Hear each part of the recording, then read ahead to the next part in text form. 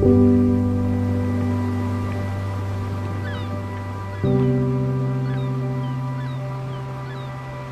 Melissa, and this is Paul.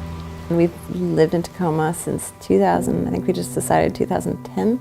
So I grew up in Westchester County, New York, Chappaqua, New York.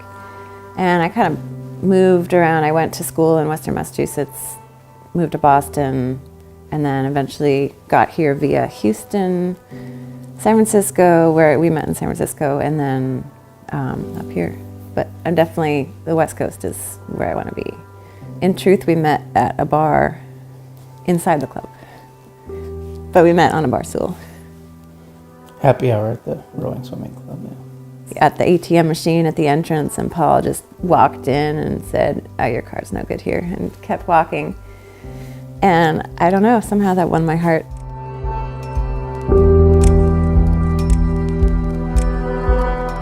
We're getting into the time of year where I will get up to meet Allison at Ruston Way and get in before, while it's still dark.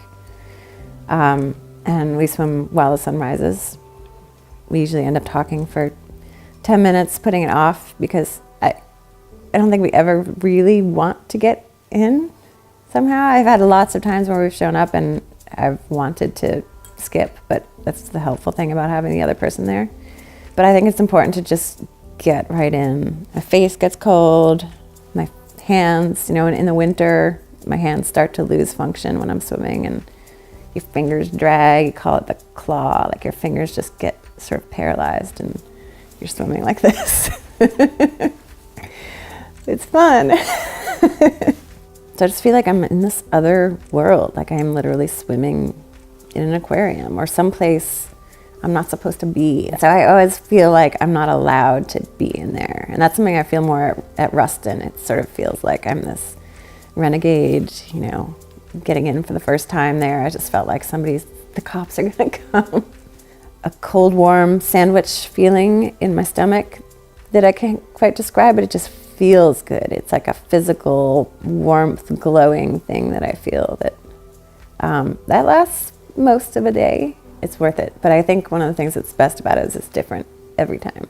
I think it's just sort of a habit, a ritual, a kind of thing that I feel like I'm missing something, like a weekend that I don't swim in the open water. I feel like I'm kind of feel off, or I feel like I've just missed an adventure. Swimming in cold water is a completely different sport. Sometimes it makes me a little emotionally fragile when I'm that cold. I think I'm gonna cry or something, and I think it's just all must be some weird bodily response to near danger or actual danger. I love it. I've never been able to describe perfectly how much it feels like I'm on top of something, which I don't feel in a pool. I think water is super cool. I mean, I love the idea that I can swim in the water and move around the way I can move around in the water. But in a pool, it's pretty boring. But having the sense of space below me and the clarity of water here, because that's something that's also different from where I've swum before. It is crystal clear. Absolutely, it takes my mind off work. It takes my mind off other things. I remember when Paula was diagnosed, I think it was that weekend I came out here and I swam by myself. I don't know, it's one of those places where I can either think a lot about something or I can not think about something. But my mind doesn't flip back and forth on all the stresses of my life as much as it does everywhere else that I am. So I think it's a good sort of a place to go in my head and physically.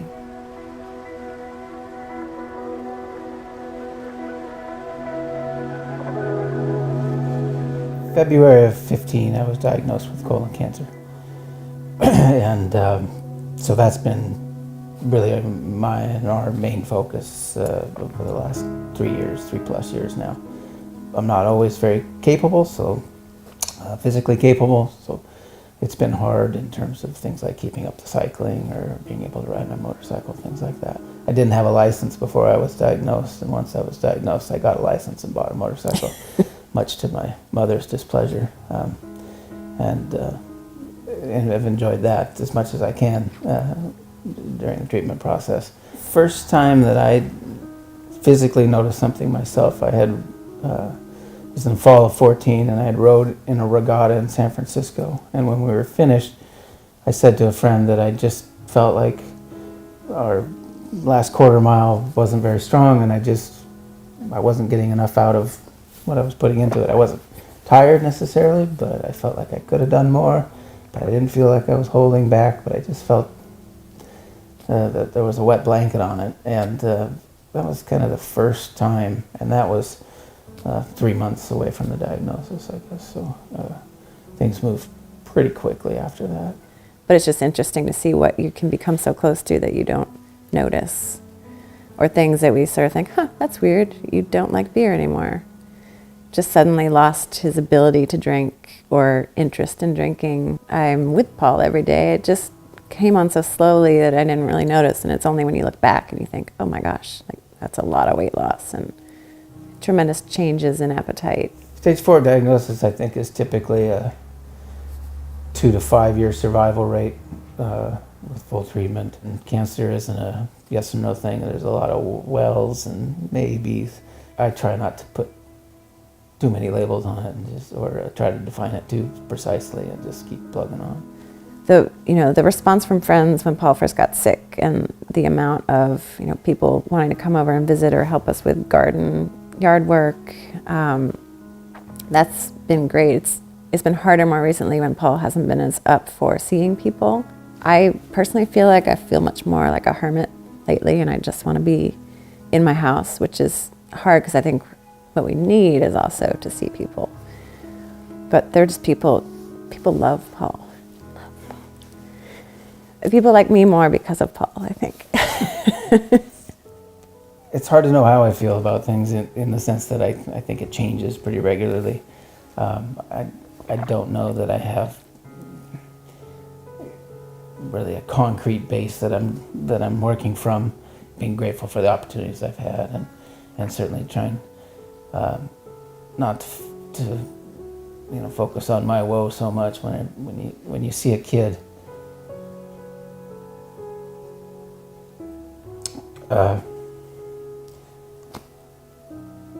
get towed out in a wagon,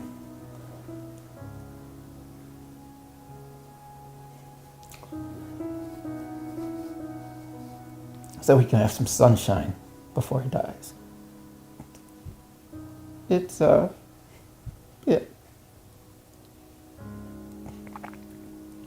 it's harder to worry about yourself when you see something like that, and you see that on a pretty regular basis in this scenario. So you find yourself thinking about a lot of other folks too. I mean, that's a pretty easy game to play, to look back and wish you'd have done things differently. And at the end of the day, there's some element of that, but I think I've done a pretty good job of not picking that apart in my head all the time. I kind of hate this word, because what does it mean? Is you're so strong, you're being so strong about this. You're both being so strong about being able to, talk about things, but I don't know, it feels like it's just sort of normal to think about it, normal to talk about it in practical terms. At the end of the day, it's not going to change anything to get myself all stressed out over what I could or couldn't have done, or should or shouldn't have done. People have been great and been open and brought their piece of it to me. I did have a good chuckle once. We were at the Red Hot, and Melissa was enjoying an IPA, and I tasted that, and it's a little bit too big for me, so I was enjoying a Diet Coke, and the woman seated next to me at the common table leaned over and told me that, that'll give you cancer. And I thought, well, maybe so, but... We look back and he should have been like, got it. Yeah, the irony being that alcohol actually is linked to cancer. Decided not to say anything back, and smiled. It's just like, it's a normal topic of conversation for us, and I think some of the more interesting conversations come out of just being like, hey, how are you feeling? What's going on? Instead of, how are you doing? We were raised not to really talk about what's going on with you, but I've always been a sharer, and I find that like some of the coolest conversations come out of talking about what's going on with you, and you learn what's going on with someone else that they might not have shared with you, and it just becomes more intimate. The friendships that have really been strengthened during this are, a lot of times because of that, and that ability to carry on a conversation and not be weirded out by it. I don't know, people are generous here. I mean, just I think in general in Tacoma, or maybe it's Washington, it's just a different kind of place than San Francisco was. The only advice my mother gave me when I went to college was to remind me, or to implore me to say hi to everybody. You never know who they're going to turn into or be, or how they're going to fit into your life at some point down the road, whether it's a class or beyond. So I've tried to maintain some of that going forward, and I think that certainly applied to the neighborhood here. Mm-hmm. And people were quite receptive and did the same to us, so it worked out. All out of life advice, but always have frozen balls of cookie dough in your freezer. Life advice, huh? Mm-hmm. I don't know. Play hard. Yeah. Say hi. Jump in. You'll get over the cold.